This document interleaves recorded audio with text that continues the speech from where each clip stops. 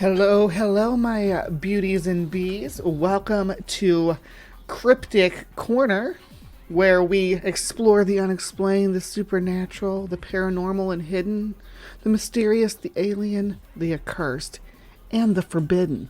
Thank you for joining me tonight as we explore another little dark recess of American folklore. I hope you all are in for a wild ride. I hope you have your wolf's bane on hand because we are tackling a werewolf today. So, have you never tackled a werewolf before? You got to make sure that she doesn't scratch or bite you because that's how it spreads.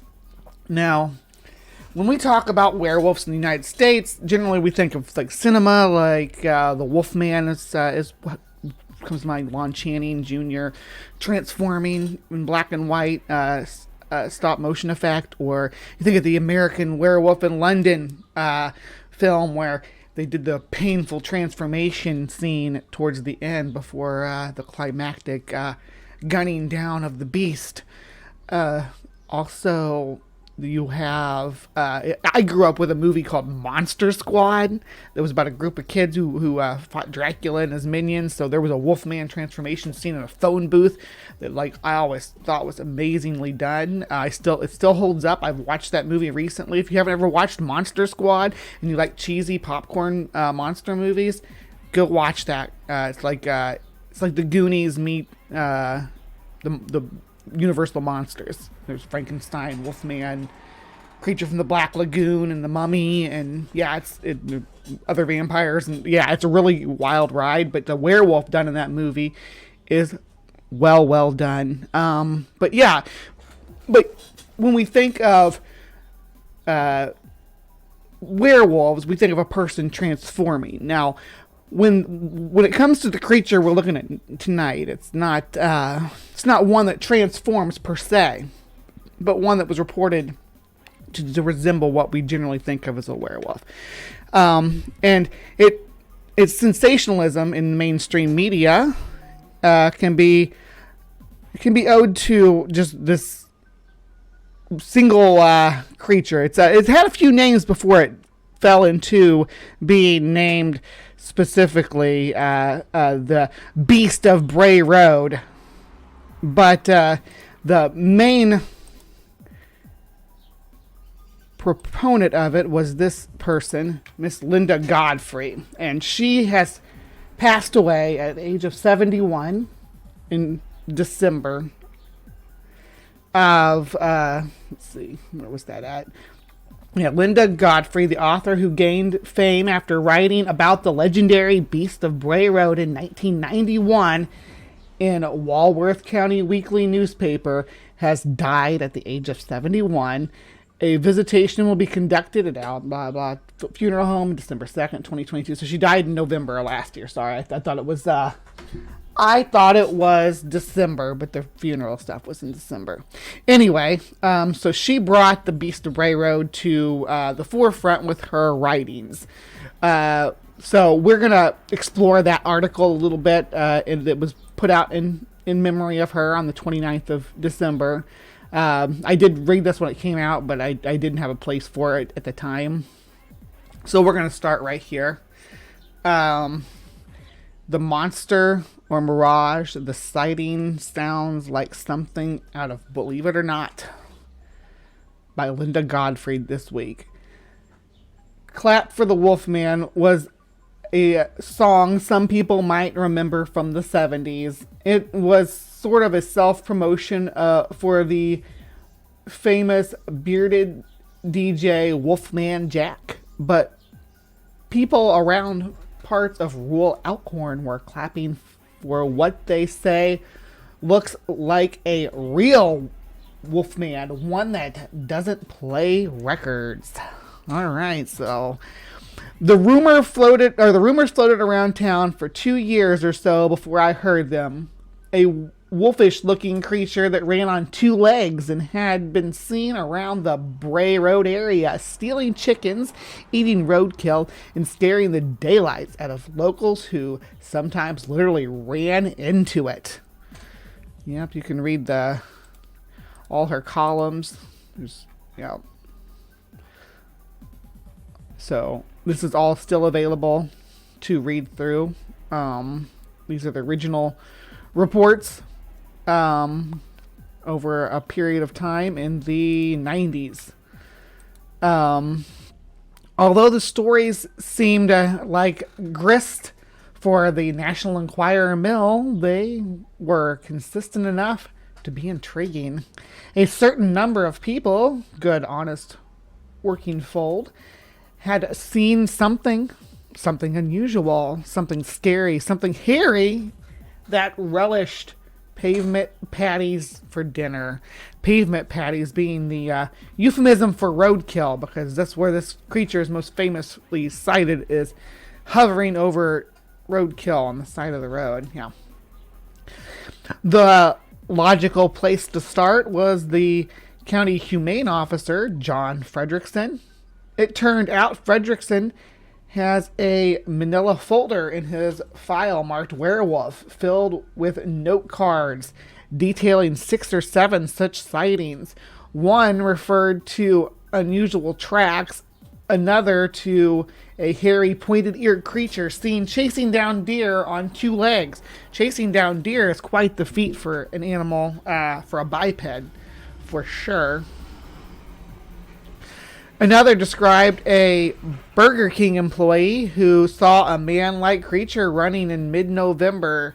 The employee allegedly said he could not believe what a fast and powerful runner the thing was. Fredrickson's best guess is that the mysterious beast is actually a coyote or even a wolf, but both of which have been officially reported in the area. So there are wolves and coyotes in the area, but neither one of them tend to run on 2 legs. I need to cough. Alrighty. And yeah, neither one of them run on 2 legs. Bears may be in the area running on 2 legs, but yeah, that's a whole different bag of worms. There are at least 2 people, however, who would disagree with Fredrickson. I found out about them through the grapevine, and both agreed to tell me their version of what they saw. I'll call them Barbara and Pat, since both were reluctant to go public with their real names for understandable reasons.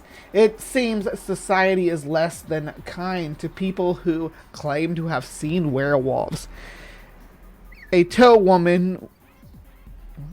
the toe, I guess that's supposed to be the 2. It says toe, but that's all right. The 2 women are unrelated, but both saw the creature on different parts of Bray Road in the evening hours. Barbara is a working mother at age 26, and Pat is a high school student, and both are entirely serious about what they saw. Here are their stories in their own words. We're going to start with Barbara, okay? We're going to start with Barbara. And Barbara. I was driving home one night on Bray Road, and I saw this thing on the side of the road. As I came up to it in my car, its back was to me, and I saw that it had ears and the whole bit. It was kneeling. Its elbows were up, and its claws were facing out, so I knew it had claws. I remember the long claws. Yeah, them claws stuck in her mind, I guess. And it was eating roadkill or something. And as I drove by and I saw all this, it looked right at me and didn't run. It didn't get spooked or anything. It had like glowing eyes, and which probably were reflections of my headlights. It was right on Bray Road, right before the Bray farm on the curve. And I saw it. He was brownish gray and had big teeth and fangs, and it looked at me, and it turned its head and it looked at me. It was the size of like an average man, 5'7" maybe, about 150 pounds. It was holding the thing it was eating in palms up with really long claws and pointed ears, and it had a big long nose and long chin, but like this on the picture, she pointed to a drawing of a werewolf from the library book. This is exactly what I saw. This is it. this is what it looked like. This happened to me 2 years ago, and after I heard that Pat had an incident with it, I decided to go to the library, and I looked through a few books that had for pictures of what it looked like, and I found that picture. The knees were bent in a kneeling position like a human would do. It was night, and it was quite large, but I know what I saw. You don't mistake something like that. I don't take Bray Road in the dark anymore. All right, and then we're going to do Pat, okay? So it was October this year on Halloween. I was going down Bray Road, and it was kind of smoggy out. And my front tire got lifted off the ground. I'd hit something, so I kept going about 50 or 60 feet right before Stiller Road. And then I got out of the car. I'm looking around the side to see what it was, because I'm thinking I hit a small animal. I hit a bird the same night, and so I'm thinking I just killed another animal. There was nothing in the road, no blood or anything. I didn't see anything or anybody, and I felt like I'd hit it, it should have stayed there, right? I walked to the end of the car, and here comes this thing just running up at me. You could see it, the chest of this thing, because it was big and it was hairy and it was fast, and that's for sure. Because I see this thing, I get in the car, and by the time I got inside the car, the thing had grabbed a hold of my car. I just put my foot on the gas pedal and I started going. Maybe after I got going and I looked back, but at this time I was more interested in leaving. It was running. You could suggest that it was on two legs, because you could see its chest. So, well, and it was pulsating as if it was coming towards me. It was hitting the ground hard. I've never seen a human run as fast as that. And my uncle was a track star. If he'd gotten me, I probably would have been in dinner that night. It was bigger than any dog I've seen around. We got a couple Rottweilers, and we had one that was a real big one, and this thing was it was bigger than he was, and had more hair. It was brown. You see, like, the hair dark colored. It was black though, and long straight hair. Coyotes don't get this big. I've seen a coyote. They were suggested it was a bear at my house, but I told them it wasn't that big. But it was bigger than any animal I've ever seen around here. When its nails hit the car, it was like vroom. She clapped her hands together with a force. It hit the top of the trunk and it slid off. The fog made the car wet, but when it was going down, it scratched the car.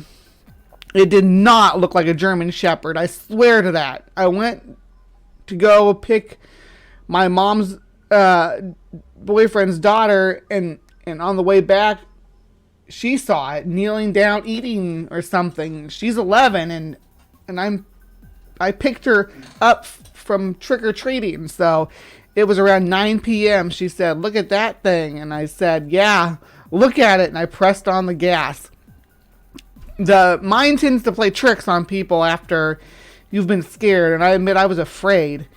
I'm not going to say it was a werewolf. I'd say it was a freak of nature or one of God's mistakes. It's weird because you don't think something like that exists, but if you see a creature like that, it tends to leave your mind wondering. Barbara's mother also had a story to tell. She said that neighbors of hers woke up at 4 a.m. because her dog was going crazy barking outside. The woman said she went outside and heard a long, constant howling sound. She said it was so scary said Barbara's mother, that she couldn't get back to sleep and that she doesn't remember it was a full, and she does remember it was a full moon, so it was a full moon when this happened. Barbara's mother also heard from a male acquaintance that he had seen some sort of creature that was bigger than a dog or wolf by a creek. He didn't know what it was.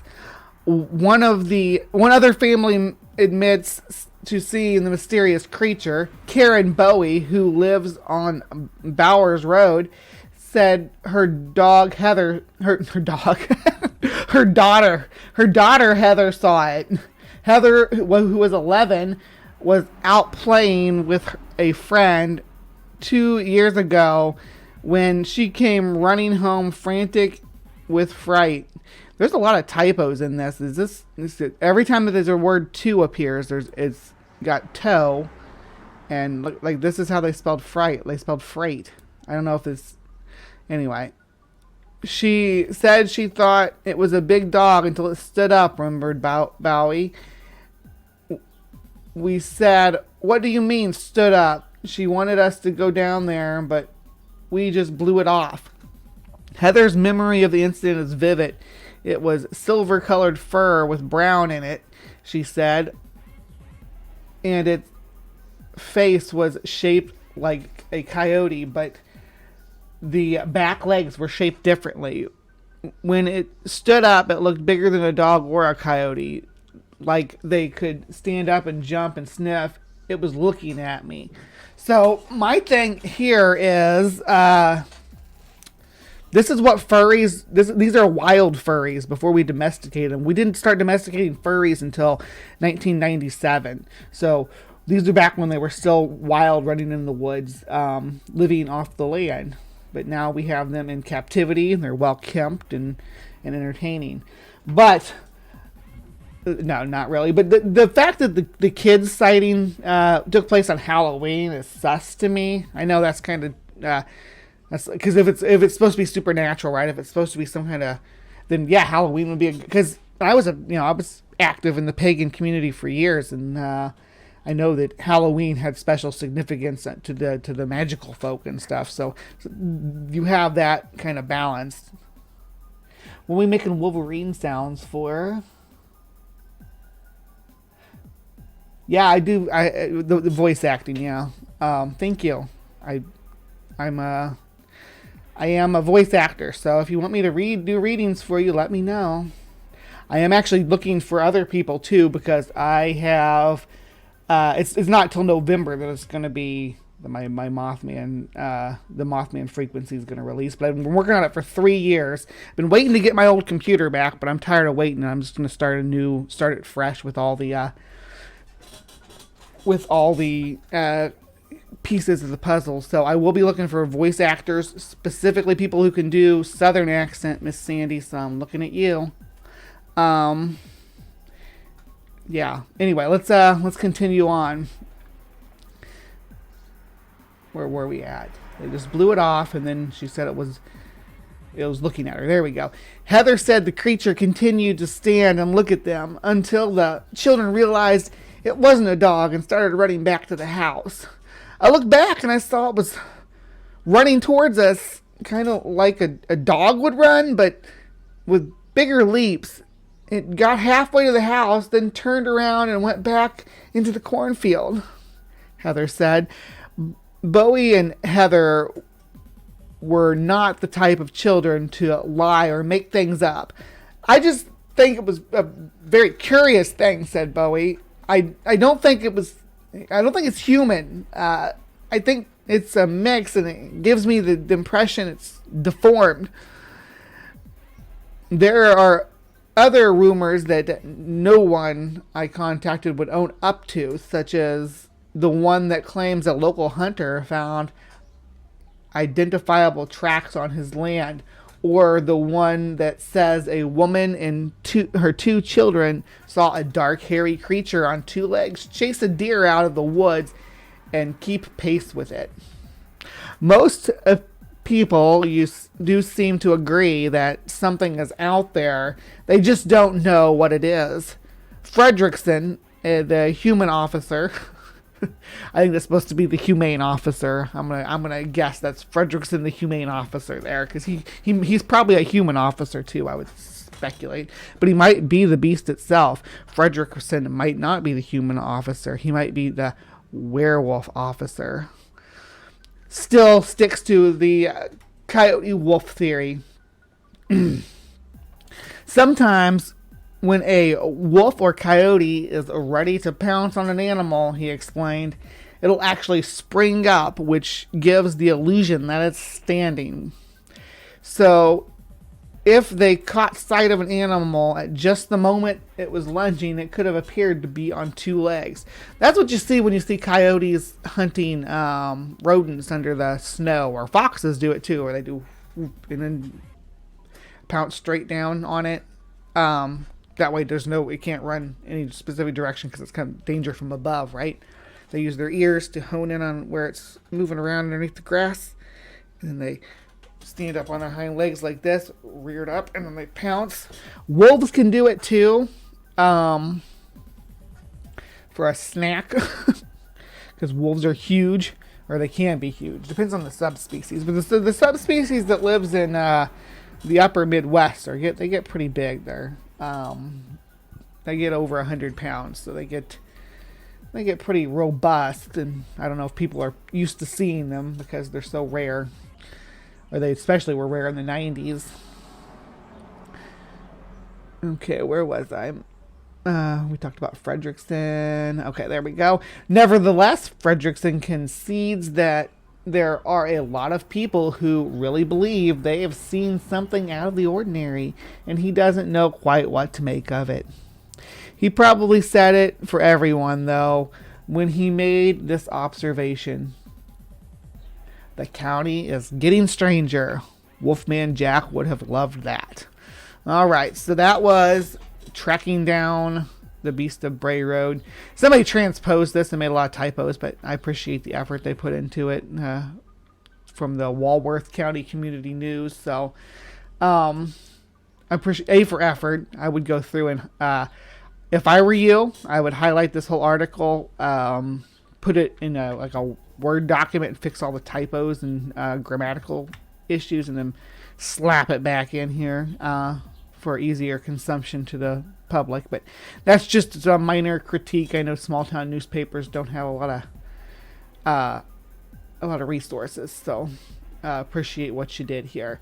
We are going to now move right along to view the most famous footage of one of these upper Midwest werewolves that's ever been taken. This is the famed Gable footage. If you're not familiar with the Gable film, here we go. There's not going to be much audio here. It's supposed to be a period piece. We got somebody riding an old maybe 60s style snowmobile. The snow is patchy between the trees. They're having a good time riding their snowmobile around. This is, I believe this is like a Super 8 camera that took this.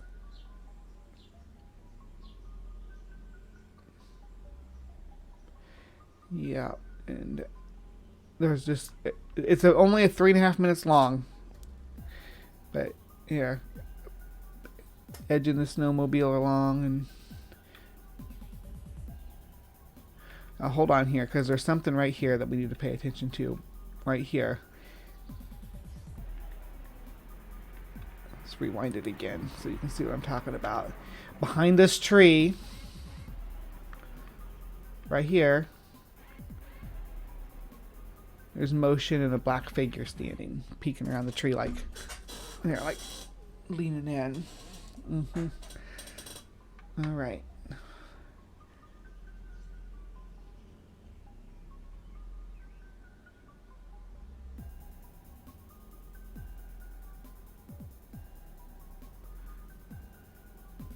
Seems like they're going a little slow for it to be able to really get going. I've never snowmobiled, so correct me if I'm wrong, but don't you have to keep sustaining a speed on that wet snow like that to not sink? Correct me if I'm wrong. And no, there's no sound, so you'll be hearing my narration. I got somebody chopping wood, wearing their 1870s attire. Now we gotta looking at the forest.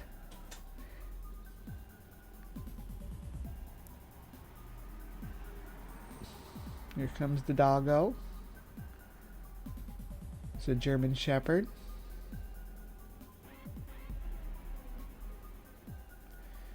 Oh, he's a good boy. Oh, such a good boy. Yes, you are. Sorry. That's what I do. What you doing, good boy? I think it's a boy. It might be a good girl. Should not assume, but I think it's a good boy. And they act like they're hearing something out in the woods, right? And they get, looks like the woodcutter guy in a different outfit, so maybe a different day. I get some driving in the woods. If you go into the woods today, you got a chance to see the Super 8 camera there. Oh, hold on, there was something right there too. Okay, so they prepared to pause. Okay, there's the camera. And they're looking at this. It's moving. But they don't focus enough on it so you can see what it is. And then it cuts away.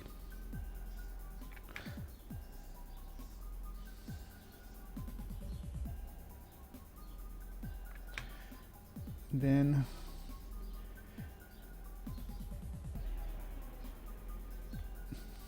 into the woods we go. They're on foot. There it is. Alright. So here is the creature. The alleged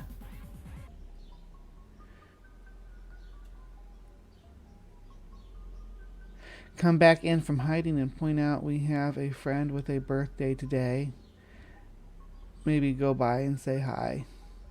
Oh, is there a birthday today? Okay, we'll do a birthday announcement after Cryptic Corner. Thank you for letting me know. You're good. You can do that. You got administrative mod power, so you can make those kind of executive decisions. I trust you, babe. All right, here we go. It gets on the move. Here it comes. The person freaks out.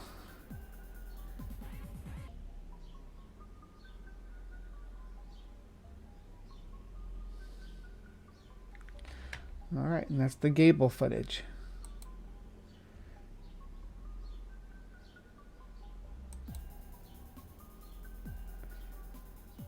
There's some shaky cam. There's the creature. Oh, I didn't mean to full size this. Let's slow it down, okay, guys? Don't want everybody to get a good look. So we're gonna play down speed all the way. Ready?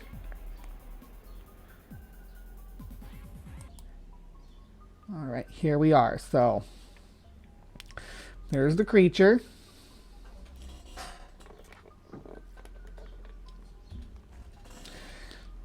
If I had to say it was moving like any animal, I would say it's moving like a gorilla.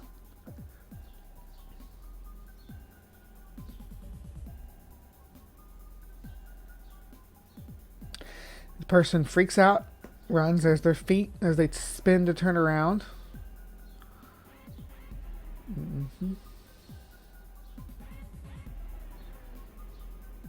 And just the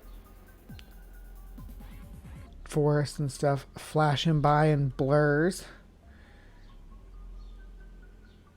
Then you have teeth. Did you see the teeth? Where am I? Let's rewind and see that again. All right. So right about teeth. 1, 2, 3, 4, 5, 6. trying to get dentition off of this is going to be. This is in Michigan. So here's the 1, 2, 3, 4. There might be 2 teeth here though, because I can't see because the way it's blurred. There might be 2 separate teeth. This is a canine though. I can tell from the dentition it's a canine. But I think it's that dog. But that's where it ends. Now there's a part 2 to this, but they didn't use it because the person blinked. If you want the honest truth, they have a part 2 to this where the person who allegedly saw the creature and got it mauled here, where they blinked. They're supposed to be a dead body, and they blinked, so they couldn't use it. This film was presented on Monster Quest, the American Wolfman, talking about the Michigan Dogman, the Beast of Bray Road, all these upper Midwestern werewolves. Right? This was the director of this film, of this monster film, actually explained how he made it, and to the people from Monster Quest when they were talking about. He explained how he shot it and how he used the dog and whatnot, and they Monster Quest chose to not divulge that portion of the interview in order to make it seem like the Gable film was real footage. So many people will to this day insist that what's happening in this film is authentic, that this really happened to this individual, and that if he he exists, if there was a murder mystery or something in case with this. If it's from the 70s, blah blah blah, but they used just a Super 8 camera and all that. So this was all a big prank. Or not really a prank. That's disingenuous. I'm gonna call it I'm not gonna call it a hoax either. I'm gonna call it like a art project that somebody else manipulated. But there's these guys that I found that actually went out to the spot, so we're just gonna give them a quick watch. This is the paranormal guys. They go to haunted locations or whatever and explore that kind of stuff. So here, we're gonna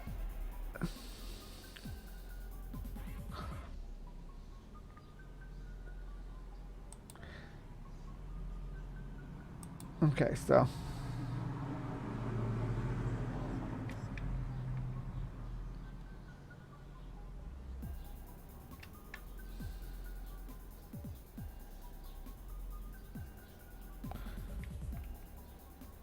this is what the locations look like now.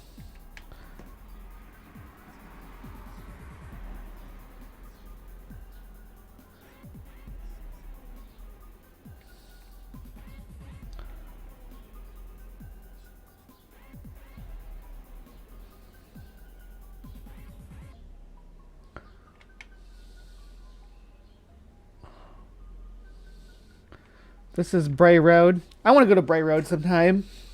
Who wants to come with me?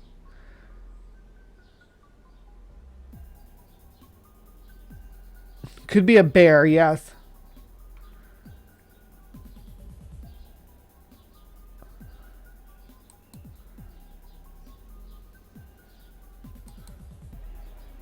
Alright, hold on. I didn't mean to skip that far.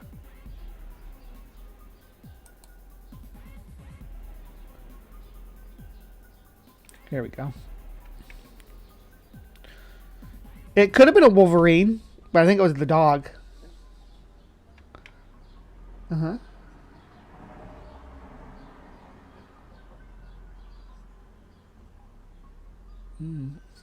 So pretty in the fall, though. Look at this yellow trees.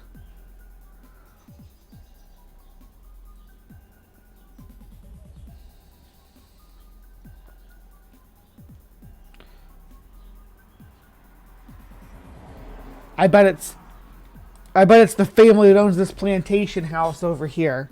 They have a family curse that causes them to turn. No, I'm just messing. It's not a plantation house either, because plantation houses really didn't exist in the upper Midwest. That was more of a southern thing.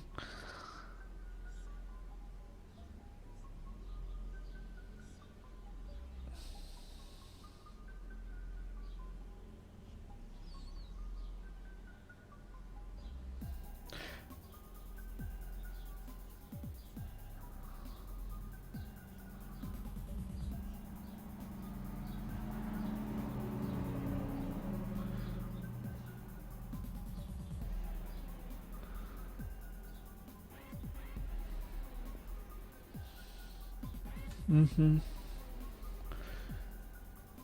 So these are just some of the locations.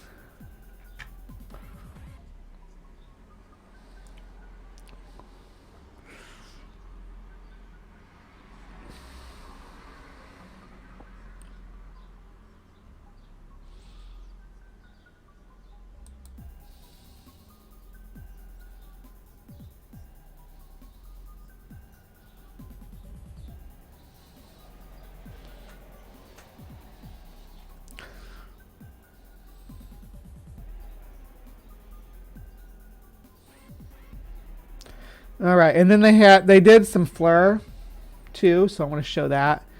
They did do some fleur and cut an animal, but I don't think it was the Beast of Bray Road, but they did catch something. So,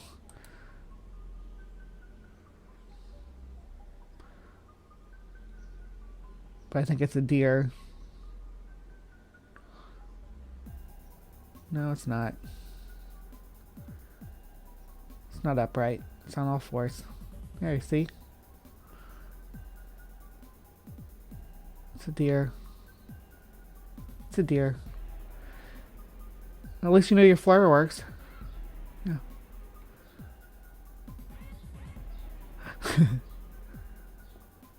Or her, yeah. Could be a girl. Girl beast. Lady beast.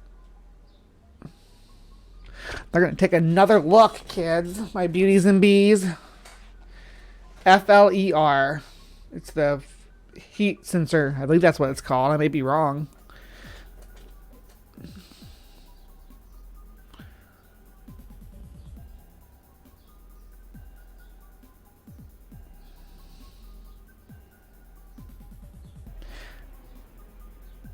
You think it was like feral Wolverine, maybe with bone claws? If he had metal claws, that none of those cars would have survived. Ring.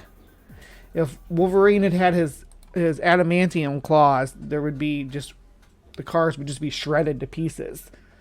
Now, bone claw Wolverine, maybe.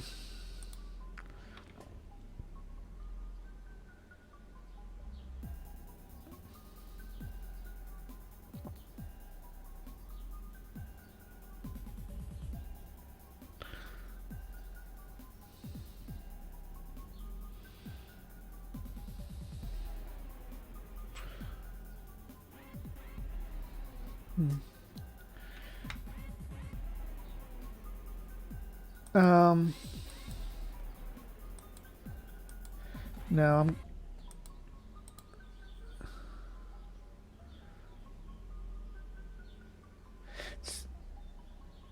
it's because the body, the way heat comes up or burns off the body. All right. Yeah, I think that's yes. All right. So that was Cryptic Corner's Beast of Bray Road Spectacular.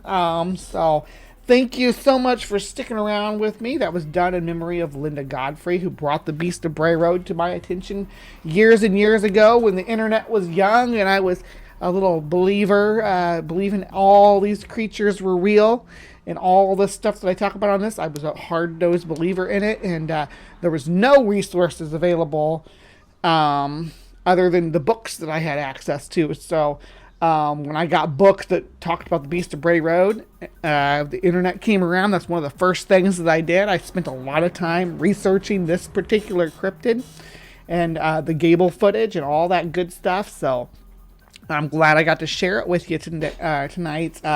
So Please remember to be kind, take care, and we will see you next time. So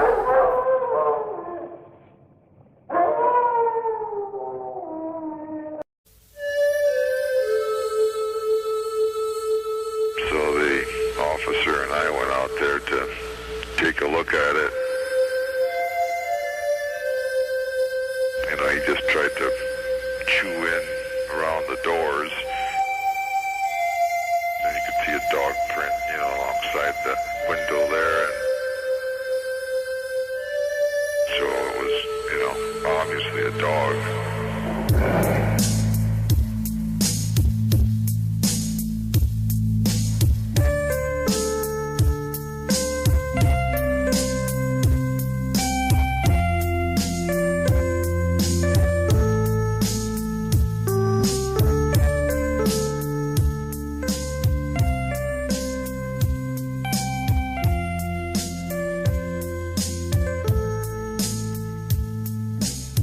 Summer morning in early June is when the legend began. At a nameless logging camp in Wexford County where the Manistee River ran. 11 lumberjacks near the Garland Swamp found an animal they thought was a dog. In a playful mood, they chased it around till it ran inside a hollow log. A logger named Johnson grabbed him a stick and poked around inside.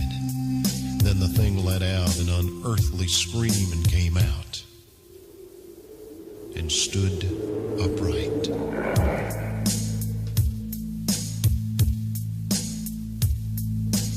None of those men ever said very much about whatever happened then.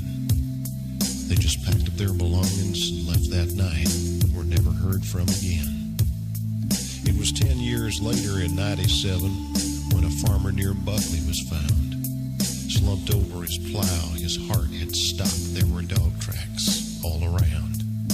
7 years past the turn of the century, they say a crazy old widow had a dream of dogs that circled her house at night. They walked like men and screamed.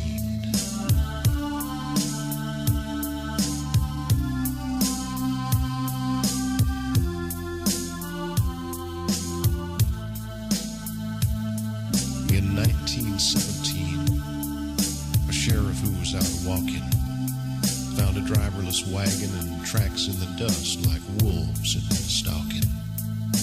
Near the roadside, a 4-horse team lay dead with their eyes open wide. When the vet finished up his examination, he said it looked like they died of fright. In 37, a schooner captain said several crew members had reported a pack of wild dogs roaming Bowers Harbor. His story was never recorded.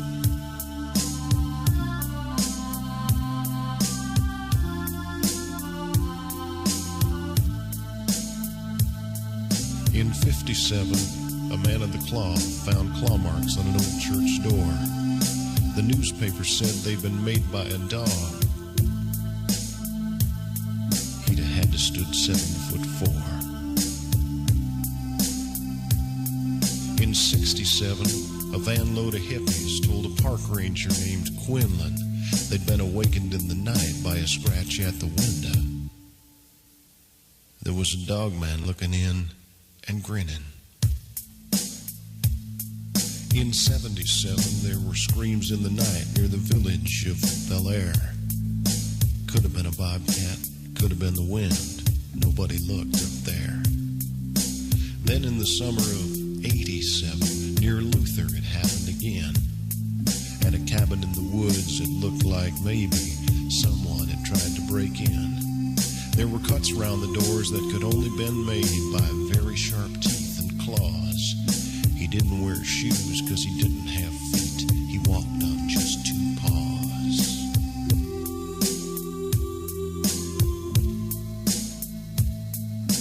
So far this year, no stories have appeared.